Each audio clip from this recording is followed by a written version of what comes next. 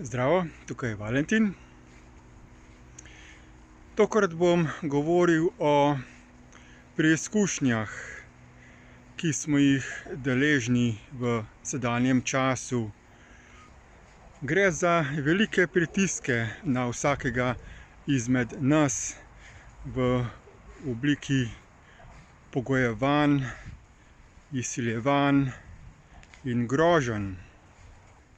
Vsi tisti zunanji mehanizmi, na katere smo se doslej tako zelo zanašali, torej na policijo, na sodišča, na pravo, za zaščito naših človekovih pravic, so odpovedali. To je obdobje, ki nas uči, da se ne smemo zanašati na ničesar izven nas. Da moramo vsi v sebi najti ali razviti sposobnost, da zagovarjamo samega sebe. Da kategorično rečemo ne vsakemu kršenju pravic, vsaki obliki zla. Doslej smo bili navajeni, da so družbo vodili drugi, da je bilo vse tako urejeno, da smo imeli zelo malo težav, ni se nam bilo potrebno soočati z drugimi in zagovarjati določene stvari. To je čas zorenja, ko nas življenje preizkuša, da pokaže, koliko smo ga vredni.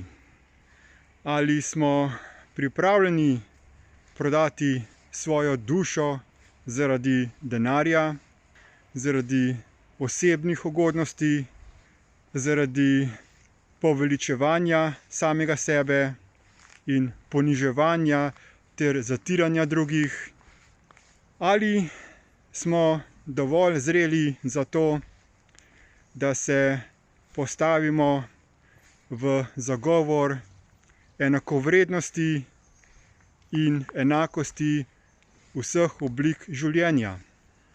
Pritiski se bodo nadaljevali toliko časa, dokler ne bomo čisto vsi pogumno vstali in rekli stop. Stvari se ne bodo več same po sebi postavile na stare tirnice, zgolj če bomo zadeve pasivno opazovali. Drugi delujejo v svojo sebično korist in če jih ne bomo zaustavili, bodo s tem nadaljevali še naprej. Povsod, kjer vidimo krivičnost, je potrebno to zaustaviti. In ne samo v zunanjosti, ne samo v odnosih do drugih. Predvsem moramo biti kategorični glede naših lastnih misli in čustvenih reakcij. Kajti zunanji svet, družbeni sistem, kot ga sedaj doživljamo, vsa korupcija, je zgolj izraz vsega tistega, kar smo doslej dopuščali znotraj sebe.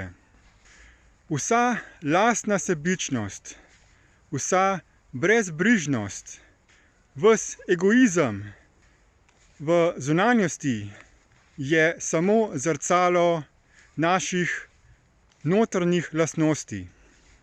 In zunanja družba se ne bo izboljšala kar naenkrat. Potreben bo daljši proces preobražanja miselnih in vedenjskih vzorcev vsakega od nas. Na vsakem od nas je naloga, da zaustavi sleherno, sebično, egoistično misel. In kadarkoli imamo neko čustveno reakcijo, Ne glede na to, ali je pozitivna ali negativna, moramo vedeti, da je to posledica notranjega konflikta. Zato je ključno, da je vsak od nas pozoren, čuječ in samoreflektiven v slehernem trenutku življenja, da vsak od nas vzpostavi notranji mir, da si odpustimo vsa nerealna prepričanja, vse informacije, ki smo jih sprejeli, ki so razvajajoče, ki delijo našo družbo na leve in desne, na manj vredne in več vredne, na lepe in grde. Vse te polarnosti je potrebno odstraniti iz nas samih. Jaz to počnem že vrsto let in dokazujem, da se je glede tega možno zelo močno izboljšati. Zato vas vse vabim, da se pridružite temu notranjemu procesu preobrazbe. Lahko me kontaktirate, da vam dam povezave do odličnih spletnih tečajev za notranjo preobrazbo. Priporočam branje knjige z naslovom Moč samoodpuščanja. In pa vabim vse, ki želite aktivno sodelovati pri gradnji novega sistema družbene samouprave, da se pridružite našim aktivnostim na spletni strani zbor.si. Hvala za posluh in nasvidenje.